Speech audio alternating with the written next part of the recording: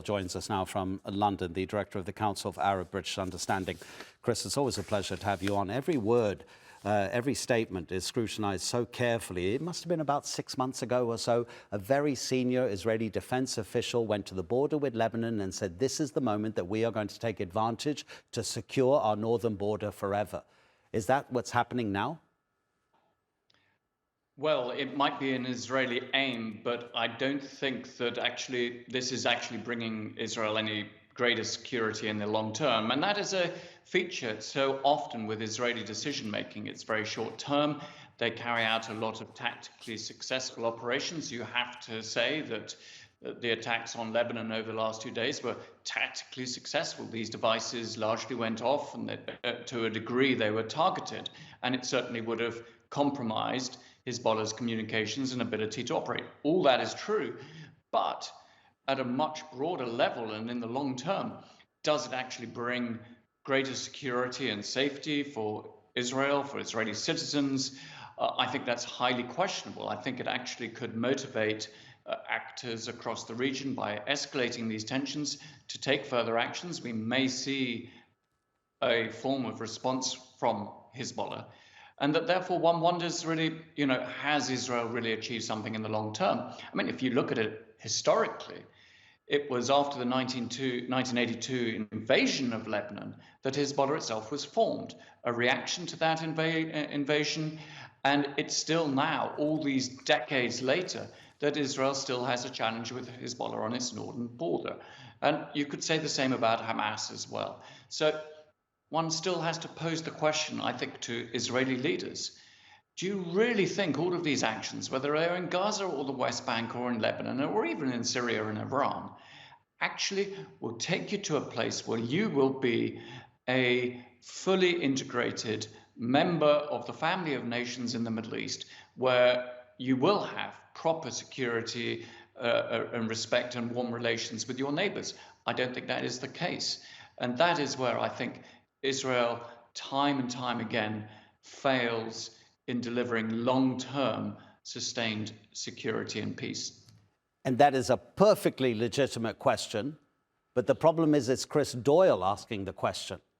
What about the Americans? There are reports in the American media that the defense secretaries of the US and Israel spoke a few hours before the Tuesday attacks, but that the Israeli defense minister did not tell Lloyd Austin exactly what the operation was going to be.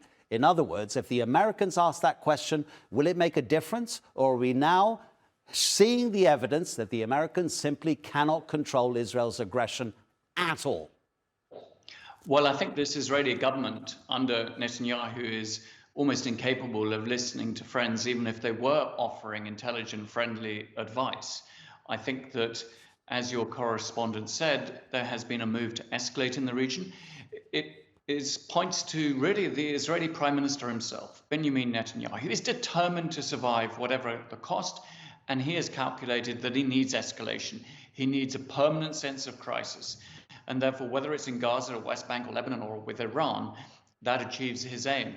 And throughout the whole of the last year, we have seen this sort of divided Israeli leadership. Different members of that coalition have different ambitions, different reasons for the policies they are pursuing.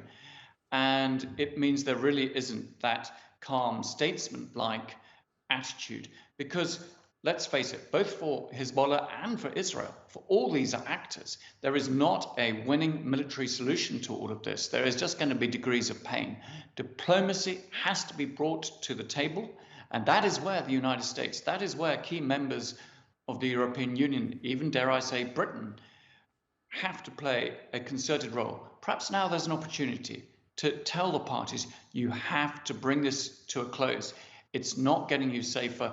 We have to be able to get a proper ceasefire in Gaza and in the north, the return of civilians, an end to all these hostilities and carnage, open up Gaza, but also bring into the question accountability. Accountability for the crimes that have been committed is still vital, because we never want to see these scenes again.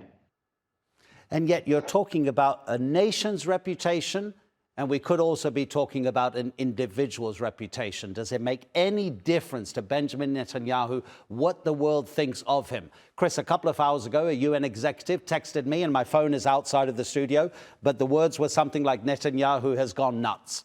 I mean, that's a UN executive. Does Netanyahu care?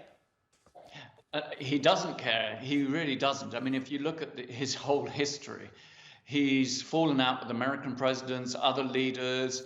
He's fallen out with people in his own cabinet, within the right in Israel, people like Naftali Bennett, Gideon Saar, others. So he actually is fairly immune to all of this. He has a particular style of politics. He is a populist. He's one of the first populists in recent times. And he's a very good political operator, but he's not trusted. He hasn't been trusted since the time of Bill Clinton. And, you know, the likes of Obama, Biden don't really trust him. But of course, all these American presidents still feel that they have to support Israel, even if they don't trust him. And remember also, he had a falling out with Donald Trump. I don't think actually on this occasion it was Netanyahu's fault, because it was Trump trying to tell Netanyahu he had to back Trump's claim that the election in the United States had been stolen from him, when of course it had not. But Netanyahu is not universally popular, and above all, he's not very popular within Israel. Look at the size of those protests, the public opinion that is railed against him. There's not much trust of him there. If Israelis trust him, who else should? Yeah, then again, Chris, Donald Trump is the man who in the first presidential debate, which was against Joe Biden, was asked in that debate, what would you do about Israel and Gaza if you reclaimed the White House? His answer was, I would let them finish the job. Chris Doyle, thank you very much indeed, Chris. Thank you.